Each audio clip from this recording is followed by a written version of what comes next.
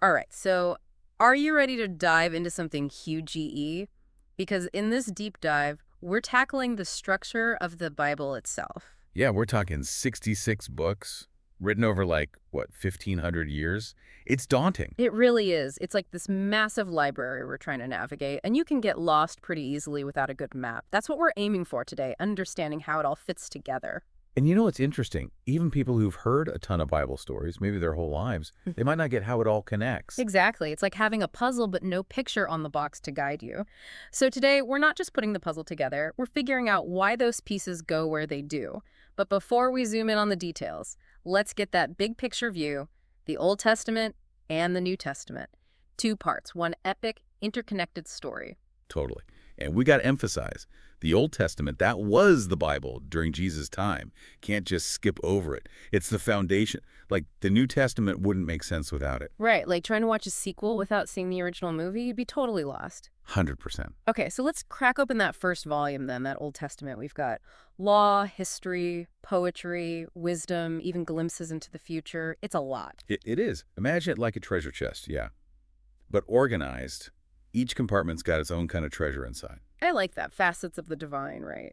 But where do we even begin with this treasure chest? We got to start with the foundation, the law. That's Yeah. those first 5 books, also called the Pentateuch. But this isn't your typical, don't do this, don't do that kind of law. It's deeper. Okay, so less courtroom drama, more like divine guidance, maybe. Exactly. It's like, think of it like the Constitution for the Israelites back then. It's laying down the ground rules for how they relate to God and each other. So it's about setting boundaries, but those boundaries are where they're actually building a relationship. Yeah, it's a covenant, which means it's two-way. God makes promises, the people have obligations, not just a list of rules, but like the foundation for a totally unique bond. That personal touch is really interesting. Like right away, there's this emphasis on connection, something that goes way beyond just follow the rules and don't ask questions. Totally. And speaking of connection, that's where the history section comes in. But don't think boring timelines or anything. This is kings, battles, big wins, huge failures. It's like Game of Thrones, but with a spiritual dimension. There you go. We see what happens when they follow the law, when they don't, the challenges of leadership. It's all there. Real people, real drama, real emotions. This isn't some dusty old book. It's got life to it. And after all that action, right, we get the poetry and wisdom books. This is where we wrestle with the big questions, the stuff humans have always pondered. Yeah, it's like that moment of reflection after a long journey. Time to sit by the fire and think about the mysteries of life. Exactly. You've got Job asking why bad things happen to good people, still relevant today, right? Oh, absolutely. That's one question that never gets old. Then there's Ecclesiastes, pondering the whole meaning of life thing. And we can't forget Song of Solomon, which is love poetry. Really? Wow, see, this is why I love these deep dives. Always learning something new. But we can't get too lost in those love poems just yet. We got to talk about the prophets. What's their deal? Are they just predicting doom and gloom all the time? Well, there's some of that, sure. Yeah. But it's more nuanced. They were like the conscience of their time, challenging leaders and everyday folks to live up to that covenant we talked about. So less fortune telling, more like social commentary. Exactly. They were passionate about justice, calling for change. And yeah, sometimes they talked about the future, but it was often tied to the choices being made right now. It's a side you don't always hear. They weren't just predicting the future, they were trying to shape it. Steer people back to a better path. And their words, ultimately, they lay the groundwork for a whole new era, a new covenant, a new hope.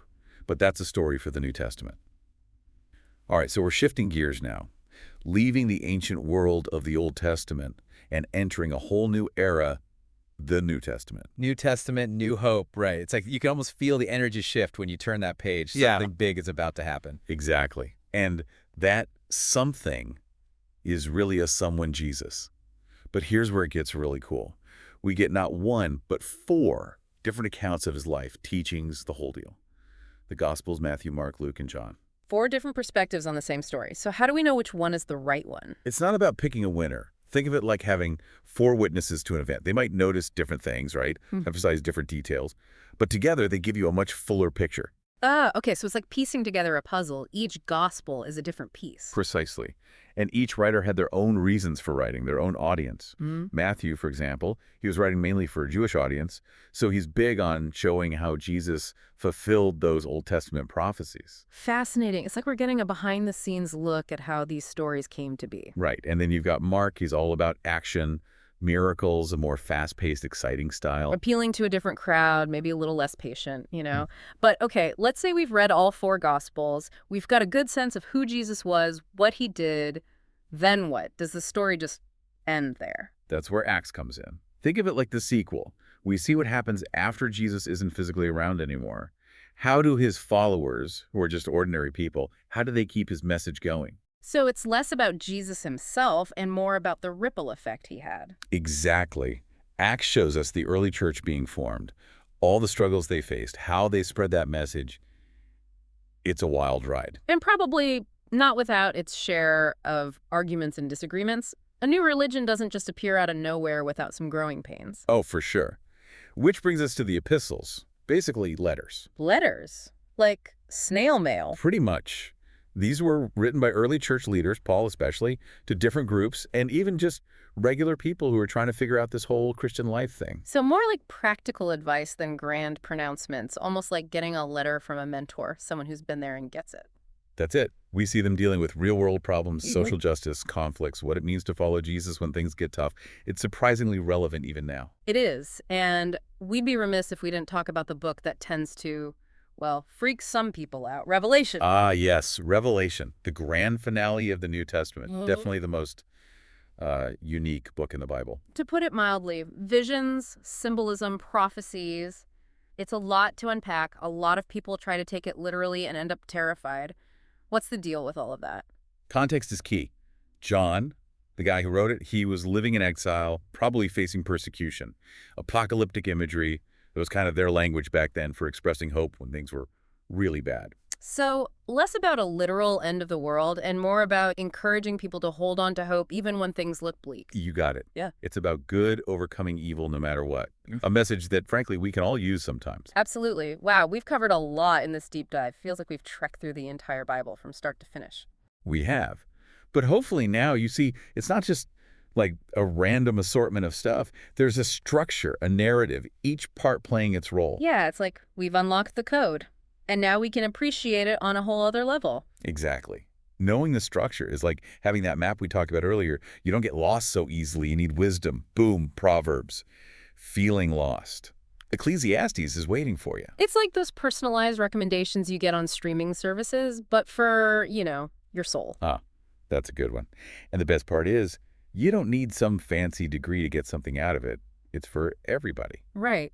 These stories have been around for thousands of years. There's a reason people still connect with them. They speak to something deeper, something we all share. Exactly.